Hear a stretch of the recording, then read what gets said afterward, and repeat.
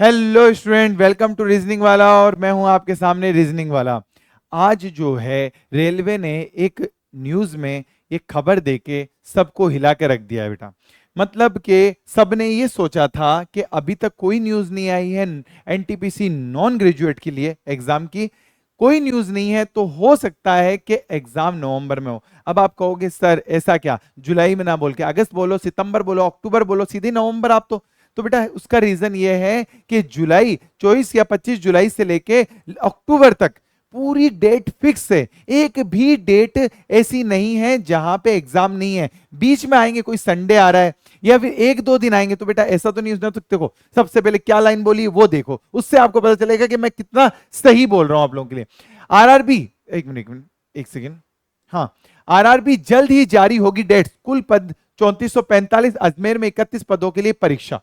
मतलब कि वो बोल रहा है कि 3445 पद है और जल्द ही जारी होगी। जल्दी का मतलब क्या होता है? जल्दी का मतलब ये तो नहीं है कि अगस्त में होगी, जुलाई एंड में होगी, जुलाई मिड में होगी, क्योंकि जुलाई मिड या एंड या अगस्त में होना कोई चांसेस नहीं है। उसका रीजन मैंने आपको साफ बता दिया है कि 24 जुलाई से लेके पूरा अक्टूबर तक, मतलब आप ये समझ लीजिए 31 अक्टूबर तक पूरा पैक्ड है बेटा, पूरा पैक्ड है। बीच में एक दो दिन मिलेंगे और यहां पे उसने बोला है कि 20 दिन चल सकती है परीक्षा। तो 20 दिन के लिए आपको समझ सकते हो कि जब 20 दिन एग्जाम चलेगा तो यहां पे तो पॉसिबल ही नहीं है बेटा। इन एक एक दो दो दिन के, अगस्त में मान लो अगस्त के अंदर 2 दिन फ्री है, तो 2 दिन में लेके फिर सितंबर के 2 दिन फ्री है, उसमें लेंगे एग्जाम। ऐसा तो पॉसिबल नहीं है। तो होगी तो परीक्षा जुलाई में ही होगी।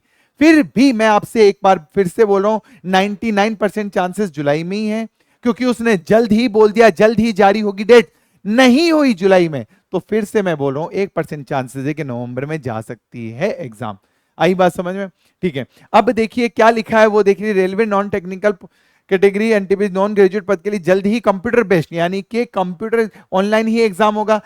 अब बात ये आती है कि ऑफलाइन होता एग्जाम तो हम सोच भी सकते थे कि भाई अगस्त में, क्योंकि ये भी टीसीएससी करा रहा है और एसएससी के सारे एग्जाम भी टीसीएस करा रहा है, क्योंकि एसएससी तो ये पूरा पैक कर रखा है।